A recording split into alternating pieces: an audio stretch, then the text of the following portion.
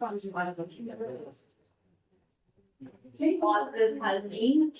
میرے ہمیشہ السلام علیکم. آج مجھے جو موضوع ملا ہے وہ بہت ہی اہم ہے ہم سبھی کے لیے اور بہت ہی جانشان ہے ہم سبھی اساتذہ کے غیر تدریسی کام اور تدریس کا چکر. استاد بادشاہ نہیں ہوتا لیکن اپنے قوم کے بچوں کو بادشاہ بنا دیتا ہے. اپنے خیالات سے، اپنے افکار سے، اپنی شدت ترازی سے وہ اپنے طلبا کے ذہنوں کو، بے ہنگم جسموں کو تپا کر ان کو ایک شعلہ بیان مقرر بنا دیتا ہے. استاد کا کام ہی ہے اپنی طلبا کی ذہن سازی کرنا اور ان کی شخصیت ثابت کرنا. لیکن آج کا جو ماحول چل رہا ہے، انٹرنیٹ اور جو تدریس کو اس سے جوڑ دیا گیا ہے، جو دیکھ رہے ہیں آج ہماری اسکولوں کو، چاہے وہ گورنمنٹ بیس اسکولیں ہوں، چاہے وہ سرکاری یا غیر سرکاری اسکولیں ہوں، سبھی ٹیچر آج پریشان ہیں کہ وہ طلبا کو کلاس میں کیا دیں، کیونکہ ان کے پاس معلومات کا خزینہ بھرا ہوا ہے. لیکن وہ جیسے ہی کلاس میں جاتے ہیں پڑھانے کے لیے، آدھا ایک گھنٹہ گزرتا ہے تو نیا فون آتا ہے ٹیچرز کی طرف سے کہ میڈم آپ کلاس میں سے آپ نیچے آفس میں آئیے، آپ کو ایک نیا کام دیا جا رہا ہے. تو سچ مچ میں ٹیچر پریشان ہیں روز روز کے غیر تدریسی کاموں سے. کبھی ان کو اپار آئی ڈی کا کام آتا ہے تو کبھی سرل میں کچھ اور پرابلم ہو گئی ہے، آپ ڈیوائس کلاس میں اس کو صحیح کریں. تو ٹیچر جب پڑھانے کے لیے بچہ اٹھاتا ہی ہے تو اس کے ذہن میں یہ فکر ہوتی ہے کہ مجھے کب نیا کال آ جائے اور میری تدریس کا چکر جام ہو جائے. تو میں یہ کہنا چاہتی ہوں کہ ٹیچر تو عقابی روح کو پرواز کرنے والا ہوتا ہے اپنے ذہنوں میں. تو سرکار ہم سے کیوں اس سے کام لے رہی ہے؟ ابھی نئے ہم دیکھتے ہیں کہ ٹیچرز جب بھی تدریس کی جاتا ہے تو بچے سے کہتے ہیں مس آپ کو ابھی کہیں جانا تو نہیں ہے، مس آپ کو کہیں کال پہ تو نہیں جانا ہے، مس آپ کو کوئی نیچے کسی غیر تدریسی کام میں نہیں جانا ہے. تو ٹیچر کہتے ہیں ہاں بیٹا مجھے خود نہیں پتا کہ مجھے ابھی کہاں جانا ہے. تو میں یہ کہتی ہوں کہ اگر ٹیچرز کو اگر غیر تدریسی کاموں سے اتنا ہی ملوث کر دیا جائے گا تو وہ اپنے بچوں کی کیسے جدت ترازی کر سکے گا؟ کیونکہ ماں باپ جو ان پر اتنا بھروسہ کر کے اسکول میں بھیجتے ہیں تو یہی ہوتا ہے پوائنٹ آف ویو کہ ہمارے بچے کچھ سیکھ کر آئیں گے، نیا کچھ سیکھ کر آئیں گے، آج ہمیں کچھ نئی معلومات سے وہ روشناس کریں گے. لیکن جب بچے گھر جاتے ہیں نا تو سچ مچ میں آج کہتی ہوں کہ بچے بہت بورڈ اپ ہو کر جاتے ہیں اسکول سے، کیونکہ ان کے ٹیچر تو ایک گھنٹہ ان کو دے پاتے ہیں اور ہم جس اسکول کو پڑھاتے ہیں نا وہاں وقتاً فوقتاً ہفتے میں روزانہ تو 5-6 بار تو ہمیں میٹنگوں کا سامنا کرنا پڑتا ہے کہ اس بڑا اسکول میں آپ کی میٹنگ ہے، یہاں پر آپ یہاں پر آپ کو ایک کلچرل پروگرام میں جانا ہے. تو میں یہ کہتی ہوں کہ ہم اپنے تدریسی گروہ کو اپنے بچوں پر کس طرح سے آزمائیں گے؟ ہمارے بچے تو ایسے ہی کوڑے رہ جائیں گے. تو آج بہت بڑا مسئلہ ہے ٹیچنگ کا، وہ یہی ہے کہ ہم اپنے آپ کو خود مطمئن نہیں کر پا رہے ہیں، جس سے معاشرے میں بچوں کا ڈراپ آف سیکشن بڑھ رہا ہے. کچھ بچے جو ہیں وہ بہت ہی اچھے گھرانے تعلق رکھتے ہیں تو ان کے ماں باپ ان کے ٹیوشنس وغیرہ لگا دیتے ہیں. لیکن غور کریے حضرات اور سب گرامی کہ جو بچے بالکل بھی غریب طبقے سے آتے ہیں، جن کی روزی روٹی کے گاڑے ہیں اور وہ پیرنٹس ہم پر ہی بھروسہ کر کے اپنے بچوں کو بھیجتے ہیں، تو ہم بھلا ان کو کیا مطمئن کر پا رہے ہیں؟ سچ مچ میں نہیں. کیونکہ میں اپنی کلاس کی بات کروں تو میرے پاس ایسے بچے ہیں جن کو پڑھائی کے گن کو الف اور بے اردو کے درجے سے بنا. تو اگر میں ان کو گن نہیں دے پاؤں گی تو کیا میں اپنی ٹیچنگ کے ساتھ حساب کر رہی ہوں؟ کیا میں اپنی روزی کو حلال کر پا رہی ہوں؟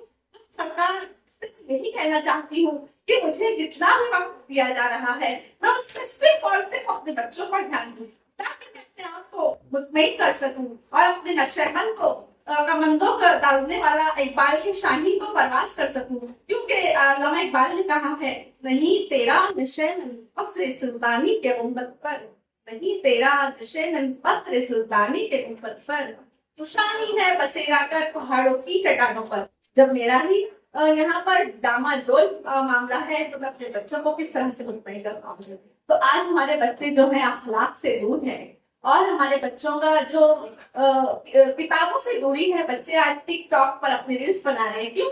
کیونکہ وہ اسکول میں جا رہے ہیں تو کچھ ٹائم ان کے ٹیچر سے مل رہا ہے، باقی ٹائم وہ ادھر ادھر کی باتوں میں سرگرمیوں میں اپنا دھیان لگا رہے ہیں.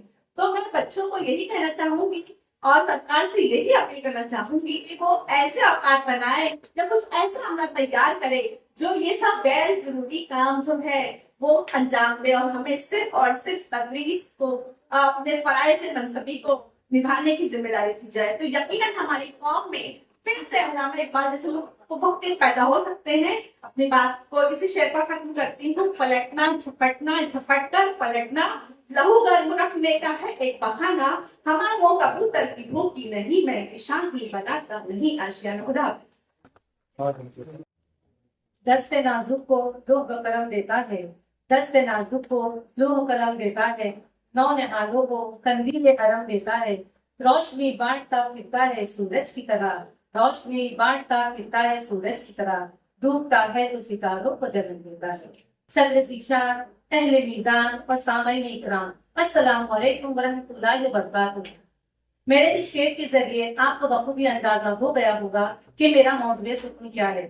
جی ہاں، آج کے اس بزم میں میرا موضوع سخن ہے تدریس، ٹیچرز کے تدریسی کام، ٹیچرز کے غیر تدریسی کام اور تدریس کا چکر جام۔ عزیز سامعین، کسی بھی ملک و قوم کی ترقی کا انحصار استاد پر ہوتا ہے۔ تعلیم کے 3 سب سے اہم ستون ہیں: پہلا معلم، دوسرا طالب علم اور تیسرا سرپرست۔ اگر اس میں سے ایک بھی ستون لڑکھڑا جائے تو ہمارا تعلیم کا نظام درہم برہم ہو جاتا ہے۔ اور آج کے دور میں اگر ہم دیکھیں تو جو سب سے اہم ستون ہے وہ ہے معلم، اور اسے ہی سب سے زیادہ ناکارہ کیا گیا ہے، اور وہ وجہ ہے سب سے بڑی اس کے غیر تدریسی کام۔ بہت ہی مشہور قصہ ہے کہ سکندر اعظم اور ارسطو ایک مرتبہ کہیں سفر پر جا رہے تھے، بیچ میں ایک نالا آ گیا۔ سکندر اعظم نے اپنے استاد کی گستاخی کی اور اس نالے کو پہلے کراس کیا، تو ارسطو نے کہا کہ آپ نے میرے ساتھ ایک گستاخی نہیں کی کہ استاد کے آگے آپ نے پہلا قدم اٹھایا؟ تو سکندر اعظم نے ایک تاریخی جملہ کہا کہ اگر ایک سکندر اعظم چلا گیا تو بہت سے سکندر اعظم آ سکتے ہیں، لیکن اگر ایک ارسطو جیسا استاد چلا گیا تو دوبارہ اس طرح کے استاد کا آنا ناممکن ہے۔ تو اسی بات سے آپ استاد کی اہمیت کا اندازہ لگا لیجیے۔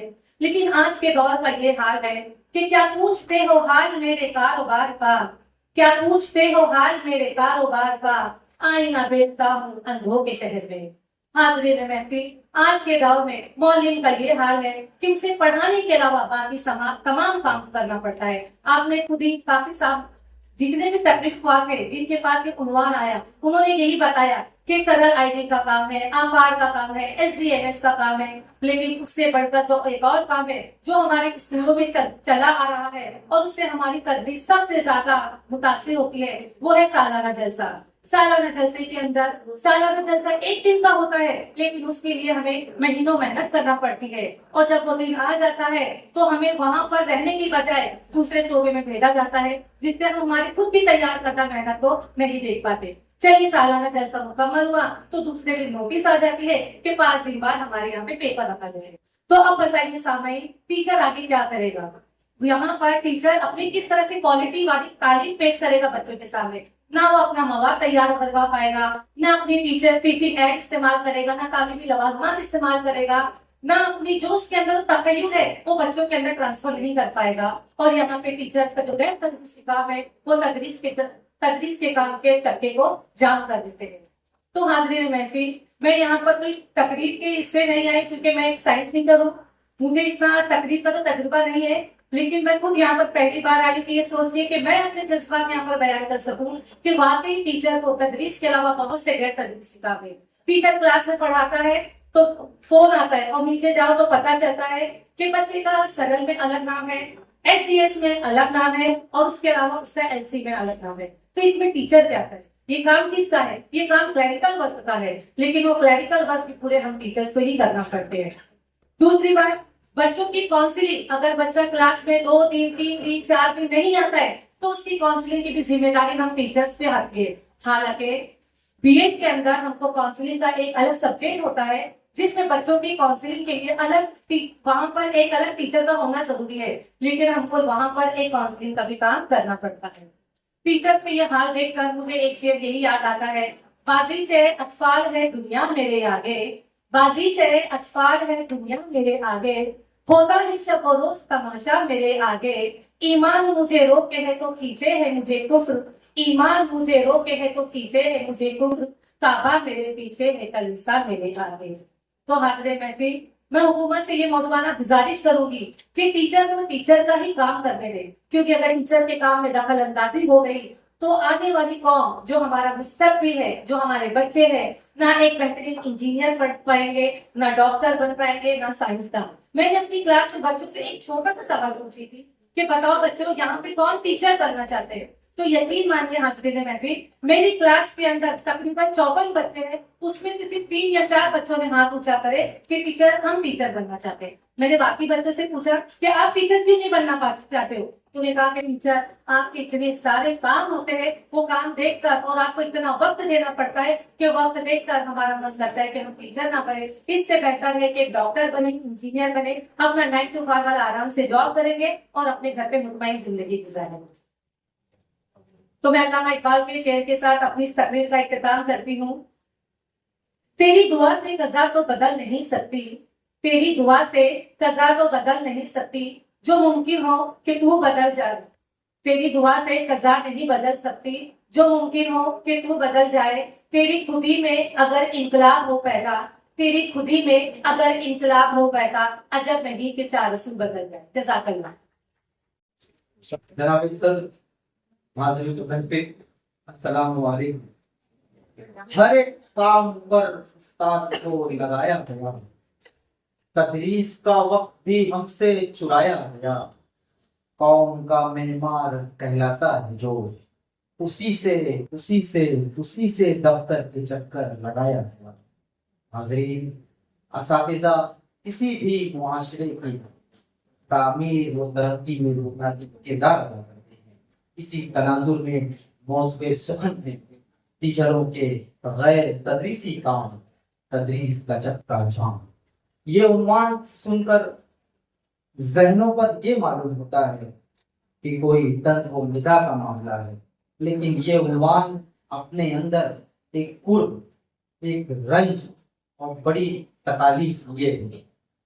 ٹیچر کا کام بچوں کو علم سے آراستہ و پیراستہ کرنا، ان کی بنیادی ذہنی اور اخلاقی تربیت کرنا ہے، لیکن افسوس، بدقسمتی سے ٹیچروں کو غیر تدریسی کاموں میں ملوث کر دیا جاتا ہے۔ اگر ٹیچر کمرے جماعت میں مکمل وقت دے گا تو پھر بچے کامیاب کیوں نہ؟ حاضرین، سماعت کریں کہ جب میں ٹیچروں کے غیر تدریسی کاموں کی طرف دیکھتا ہوں تو میرے ذہن کے نہا خانوں میں یہ باتیں ابھرنے لگتی ہیں کہ اگر ہمارے اسلاف بھی انہی غیر تدریسی کاموں میں ملوث رہتے تو پھر کوئی فاطمہ شیخ جنم لیتی؟ کیا پھر کوئی فاطمہ شیخ صنف نازک کے لیے اپنی زمین ساختی باڑی کو وقف کر پاتی؟ کیا تدریسی کاموں میں ہمارے اسلاف میں ملوث ہوتے تو کیا پھر کوئی اے پی جے عبد الکلام پیدا ہوتا؟ کیا ہمارے اسلاف بھی غیر تدریسی کاموں میں ملوث ہوتے تو یہاں کبھی کوئی محمد رفیع انصاری نہ ہوتا اور کوئی اپنی محترمہ وحیدہ حفیظ الرحمان۔ حاضرین، میں اتنا کہنا چاہوں گا کہ ٹیچر بننا کوئی آسان کام نہیں ہے۔ آج والدین یہ کہتے ہیں، ارے میری پیاری بیٹی، تجھے اگر کچھ نہیں آتا تو جا ٹیچر بن جا۔ ایک باپ کہتا ہے، ارے میرے ببلو، تجھے کچھ نہیں آتا تو ٹیچر بن جا۔ ٹیچر بننا کھیل نہیں ہے، بچوں کا تیل نکل جاتا ہے اچھے بچوں۔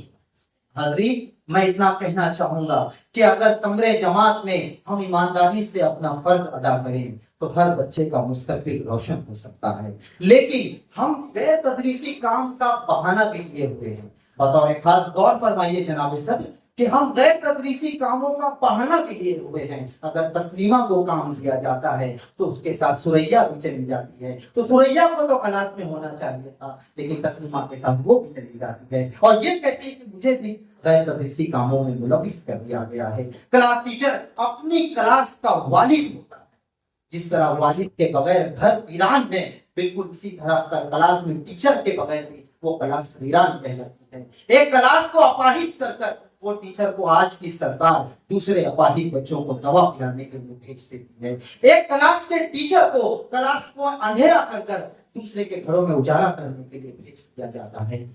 کبھی اپارٹھائڈ کا کام کیا جاتا ہے۔ تو کبھی اسے سینسیکس کا کام دیا جاتا ہے. NAP کے اعداد و شمار بیان کرتے ہیں جناب صدر بطور خاص کہ NAP کے اعداد و شمار بیان کرتے ہیں 2020 میں کہ کئی اساتذہ کرام ذہنی تناؤ کی وجہ سے اپنی جانوں سے ہاتھ دھو بیٹھے ہیں اور آج تک ان کی روٹین میں تنخواہیں بھی تک نہیں پہنچ سکی ہیں. تو یہ ہے اصل تدریس کا چکا جام. میں یہی چاہتا ہوں اپنی قوم اور حکومت کے رہنماؤں سے کہ اساتذہ کرام کو تدریس کے علاوہ دوسرا اور کوئی کام نہ دے. تدریس بہت محنت کرتی ہے, بہت جفا کشی کرتی ہے. کسی شاعر نے کیا خوب کہا ہے کہ یوں ہی نہیں یہ برگو سمر لہ رہا ہے, پیڑوں میں موسموں کے بڑے دکھ. آئیے تدریس کی اس مٹی کو نم کریں اور پھر رگڑ کر پیدا کرتے وہ مجاہد جو پھر بیت المقدس جیسی جگہوں کو آزاد کرا لیں. اس مصرے سے اپنی بات کو میں ختم کرتا ہوں کہ اپنا قافلہ عزم و یقین سے نکلے گا. جہاں سے چاہیں گے راستہ وہیں سے نکلے گا. وطن کی مٹی مجھے ایڑیاں رگڑنے دے, میرا یقین ہے کہ چشمہ یہیں سے نکلے گا. آپ سب کی سماعتوں کا بہت اساتذہ کرام السلام علیکم ورحمۃ اللہ وبرکاتہ. تعلیم لڑکیوں کو تو دینی ضرور ہے, تعلیم لڑکیوں کو تو دینی ضرور ہے, لڑکی جو بے پڑھی لکھی وہ بے شعور ہے. آج کی پڑھی لکھی بیٹی کل کی پڑھی لکھی ماں ہے, کل کی پڑھی لکھی ماں کل کا پڑھا لکھا معاشرہ ہے, اور کل کا پڑھا لکھا معاشرہ ایک ترقی یافتہ قوم کی دلیل ہے. جی ہاں حاضرین, میرا آج کا موضوع سخن ہے اور میری گفتگو ہے خواتین کی تعلیم ملک و قوم کی ترقی کی کنجی. ہم مائیں ہیں, ہم بہنیں ہیں, ہم اس دنیا کی رونق ہے, ہم سے ہی یہ دنیا جنت ہے. کھیتوں سے ملے کھلیانوں تک, چولہوں سے ملے مشینوں تک, جس راہ پہ ہمارے قدم پڑے ہر قدم کے نیچے عظمت ہے. ہم اس دنیا کی رونق ہے, ہم سے یہ دنیا جنت ہے. خواتین کی تعلیم آج اس دنیا میں جہاں لڑکوں کو مردوں کو تعلیم حاصل کرنے کا حق دیا جاتا ہے, وہاں دوسری طرف کیوں دوسری طرف عورتوں کو تعلیم حاصل کرنے سے انکار کیا جاتا ہے. جی ہاں, یہی ہمارا سب سے بڑا نقصان ہے جو ہم عورتوں کو تعلیم حاصل کرنے سے روکتے ہیں.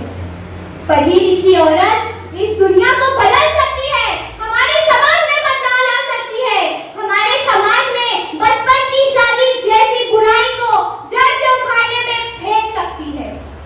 پڑھی لکھی عورت, پڑھی لکھی خواتین, ایک تعلیم یافتہ خواتین اپنی ذاتی زندگی کو بہتر بنانے کے ساتھ ساتھ اپنے خاندان کے معاشرتی نظام کو بھی بہتر بنا سکتی ہے. تعلیم یافتہ خواتین صحت کے حوالے سے بہتر فیصلے کر سکتی ہے, وہ اپنے بچوں کی صحت بہتر بنا سکتی ہے اور اپنے خاندان کی صحت کو بھی بہتر بنا سکتی ہے. کیونکہ وہ صحت کے حوالے سے بہتر فیصلے کر سکتی ہے. کیونکہ وہ صحت کو لے کر آگاہ ہوتی ہے.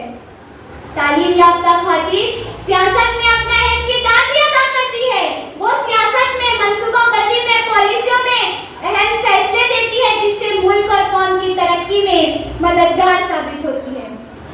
تعلیم یافتہ خواتین صرف سماجی ہی نہیں, اقتصادی, ثقافتی, معاشرتی, ذاتی ہر شعبے میں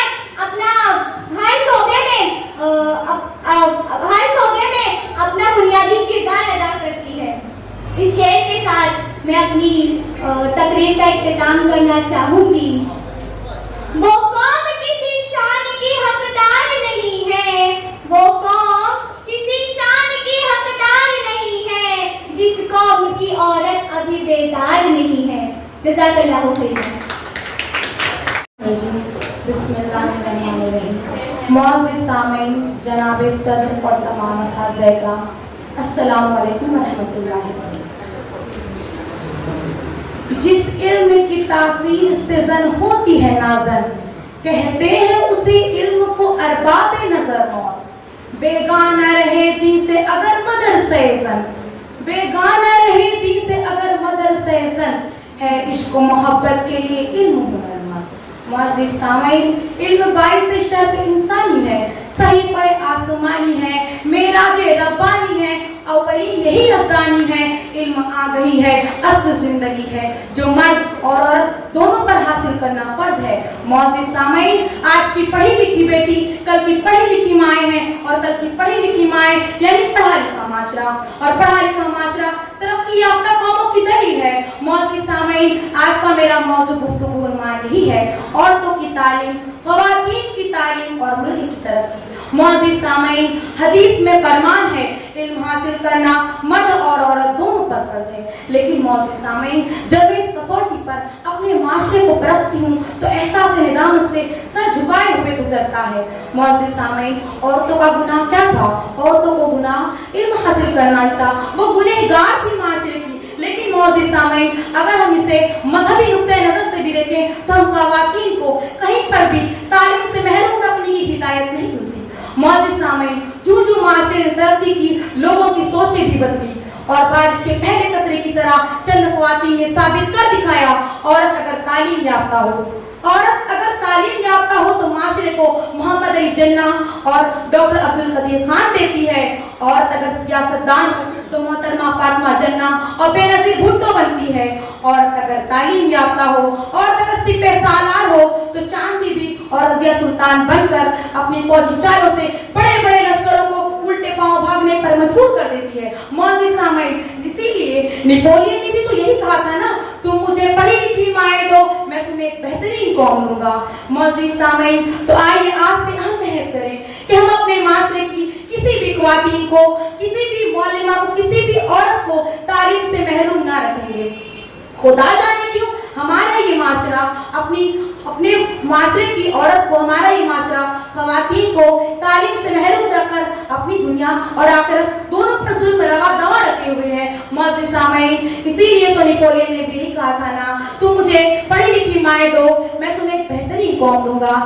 تو آئیے آج سے ہم عہد کرتے ہیں ہم اپنے معاشرے کی کسی بھی عورت کو تعلیم سے محروم نہیں رکھیں گے اور ہم انہیں اس لائق بنائیں گے کہ وہ اپنی زندگی میں آنے والے مسائل کا ڈٹ کر سامنا کرے دشمنوں کی آنکھوں میں آنکھیں ڈال کر باتیں کرے اور وہ ہمیں ایک ایسی قوم عطا کرے جو ٹیپو سلطان جیسے بڑے بڑے اہم لیڈر پیدا کرے جو ہمارے ملک کے فلاح و بہبود کے کام کرے اور ہمارے ملک کا مفاد کرے خدا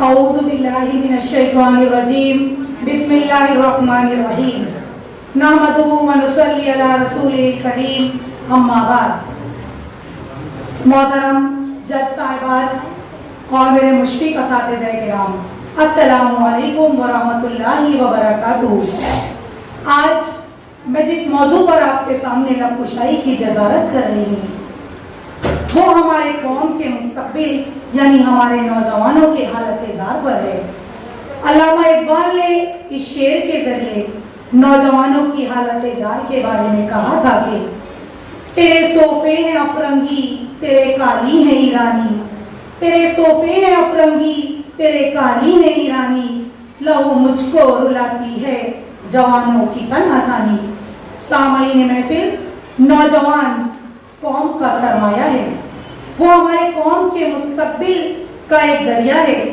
یہ مصرع رلاتی ہے مجھ کو جوانوں کی تن آسانی یہ ہمارے معاشرے کے اس چیز کی عکاسی کرتا ہے جو آج ہمارے لیے توجہ کا طالب ہے علامہ اقبال نے نوجوانوں کو صرف خواب دیکھنے کی تلقین نہیں کی تھی انہوں نے محنت کرنے کا درس دیا تھا سامعین آج ہمارے پاس مواقع کی بہت زیادہ فراوانی ہے آج ہمارے پاس بہت زیادہ سہولتیں میسر ہے مگر ہم ان سہولتوں کو اپنی سستی کاہلی اور بے جا چیزوں میں خرچ کر رہے ہیں آج کے نوجوان جدید ٹیکنالوجی اور بے راروی کا شکار ہو کر اپنی زندگی کو غلط کاموں میں صرف کر رہے ہیں جو ان کے لیے قوم کی ناکامی کا باعث بن رہے ہیں علامہ اقبال نے اپنے شعر کے ذریعے کہا تھا دونوں کی پرواز ہے اس ایک جہاں میں دونوں کی پرواز ہے ایک اور جہاں میں کرگس کا جہاں اور ہے شاہی کا جہاں اور علامہ اقبال نے اس شعر کے ذریعے نوجوانوں کو کہا ہے کہ تم شاہین بنو، شاہین بن کر ان بلندیوں پر تمہیں پرواز کرنا ہے، تمہیں محنت، عزم، دیانتداری اور اپنے کردار کو اچھا بنا کر قوم کو آگے بڑھانا ہے، کیونکہ ہمارے اسلاف نے بھی یہی چیز کہا تھا کہ وہ قوم کبھی آگے نہیں بڑھ سکتی جس قوم کے نوجوان اپنی بے روی کا شکار ہو جائے اور تاناسانی کا شکار ہو جائے۔ میں آپ لوگوں کو بتاتی چلوں، تاناسانی کا مطلب یہ نہیں کہ سستی اور کاہلی، بلکہ تاناسانی کا مطلب یہ ہے کہ اپنی خود کی اپنی زندگیوں سے غفلت برتنا اور محنت سے دور بھاگنا۔ یہ دو وہ زہر ہیں جو آج ہمارے معاشرے کو تباہ و برباد کر رہے ہیں۔ آج کا ہمارا یہ معاشرہ بے روی کا شکار کیوں ہے؟ کیونکہ آج جو ہمارے اسلاف نے خواب دیکھے تھے کہ ہمارے قوم کی جو بلندی اور ترقی ہے وہ انہی نوجوانوں کی بدولت ہے۔ جب یہ نوجوان علم کے میدان وقت کی قدر کرنا سیکھ لیں گے تو یقیناً ہماری قوم تعلیمی میدان ہو یا کسی بھی شعبے میں آگے بڑھ سکتی ہے، کیونکہ ہماری قوم کا مستقبل ہی ہمارے یہ نوجوان ہیں۔ ہمیں چاہیے کہ ہم اپنے نوجوانوں کو محنت کرنے اور ان کو اچھے اخلاق اور وقت کی قدر کرنا سکھائیں۔ میں اپنے قوم کے نوجوانوں اور یہاں بیٹھے ہوئے تمام اساتذہ کرام سے یہی کہوں گی کہ ہمارے آج کے جو موجودہ نوجوان ہیں، ہمیں چاہیے کہ ہم ان کو وقت کی قدر کرنا اور جستجو، دیانتداری، باکرداری سے رہنا سکھائیں، کیونکہ اقبال کا شاہین کبھی تھکتا نہیں ہے، کبھی مشکلات سے گھبراتا نہیں ہے۔ جب یہ دو کام ہمارے نوجوانوں کے اندر فہرست ہو جائیں گے تو یقیناً ہماری قوم ترقی کی راہ پر گامزن ہو جائے گی، کیونکہ علامہ اقبال کی یہی امید تھی کہ نہیں ہے نا امید اقبال اپنی کشت ویراں سے، نہیں ہونا امید اقبال اپنی کشت ویراں سے، ذرا نم ہو تو یہ مٹی بڑی زرخیز ہے ساقی۔ تو اب یہ فیصلہ ہمارے ہاتھوں میں ہے کہ ہم اس مٹی کو زرخیز بناتے ہیں یا پھر ہم یوں ہی اسے چھوڑ دیتے ہیں۔ شکریہ، اللہ حافظ۔